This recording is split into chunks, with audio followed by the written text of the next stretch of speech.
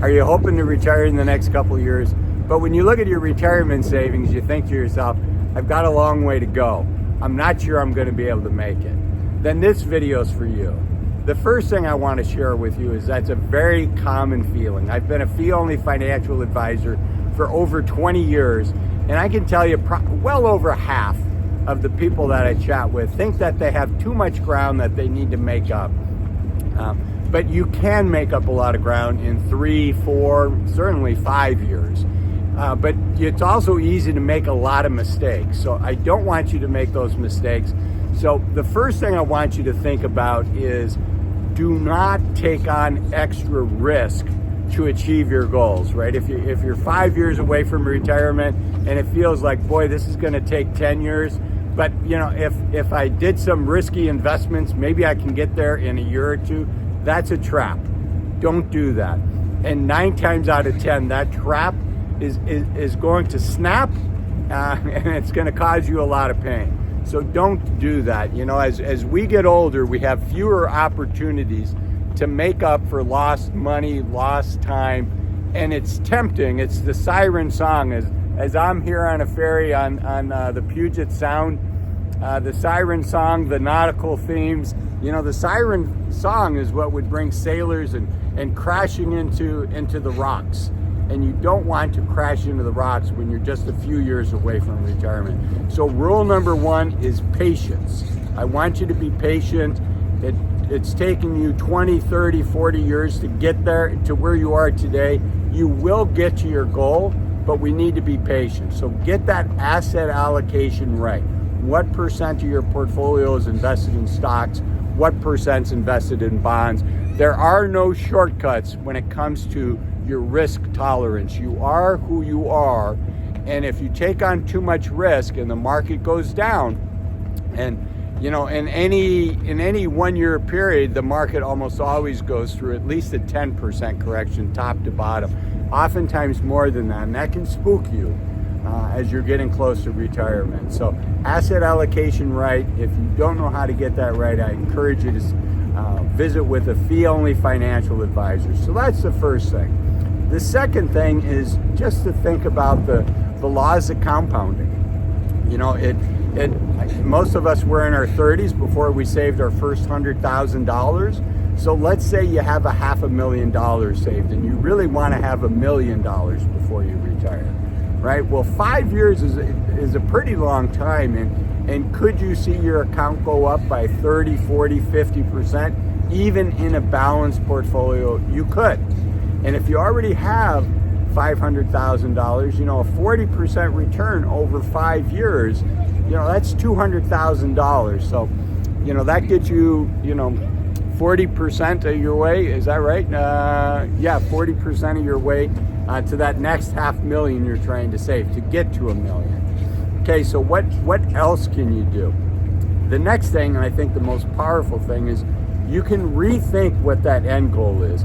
Yes, it would be nice to have $1 million to retire, but do you know how many 65-year-olds actually have $1 million when they retire?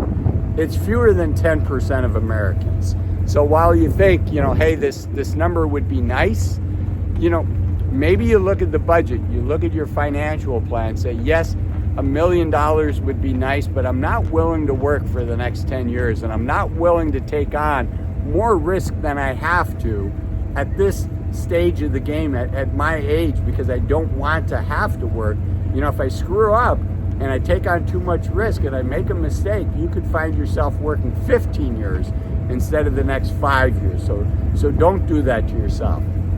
Okay, what else can you do? You can also look up potentially either leveling up your skills at your current job. Is there a way you can get a promotion? Is there a way you can make more money at your current job?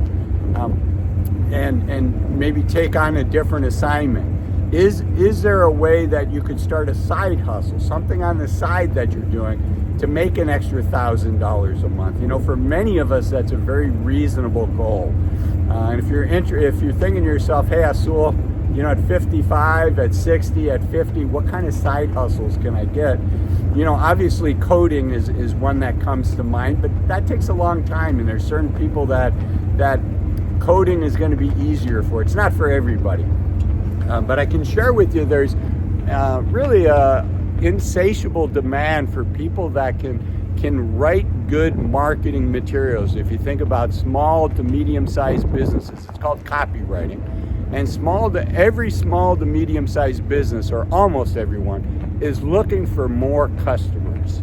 So if you can help a small to medium-sized business get more customers because you learn to write persuasive copy. And I know a lot of people are thinking, hey, Azul, I'm not a writer, but you'd be surprised. This is a skill you can pick up pretty quickly.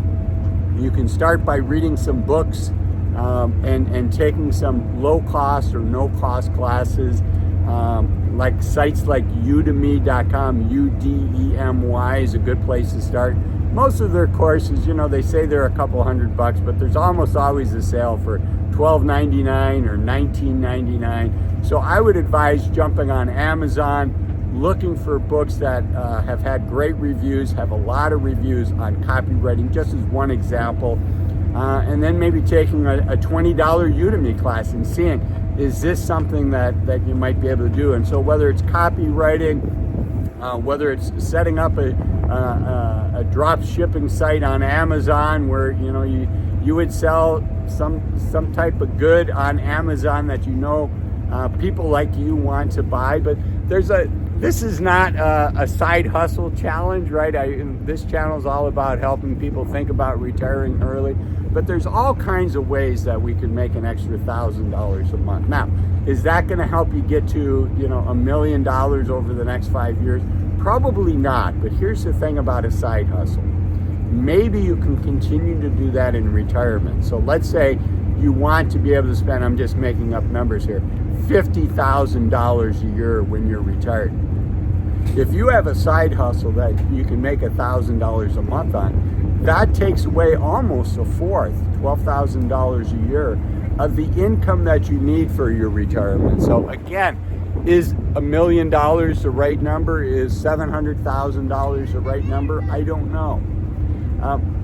And then another super important thing with all of this, I think you should work with a fee-only financial advisor to see how likely is it that you have enough money to retire, and to have a financial plan done that's done for you so that you know what the numbers are and you have confidence in those numbers. But part of a good financial plan is going to be what's called a Monte Carlo simulation, where they'll do a statistical analysis and say, okay, here's how much money that you have, and here's what it's going to take to live the lifestyle that you've told your financial advisor that you want to live.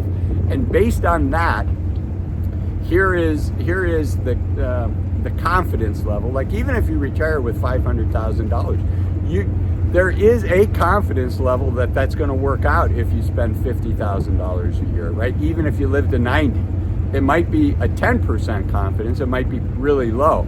I mean, most financial advisors want their clients to have a 97% or higher confidence, but you don't want to retire with a 10% confidence level. But if it's 85%, could you retire? For me, the 85% for me personally, this isn't advice for you, but 85% is good enough. And why is it good enough? It's good enough because as a human, I'm going to adapt. And if I find myself on an unlucky path and things aren't working out, I'm going to adapt. And you're probably able to do the same thing. That's a decision that you have to make. But in addition to this video, here is another video that I want you to watch, which talks about what is the average income for retirees in America. So I'll see you in this video. Thanks for watching this one. Bye-bye.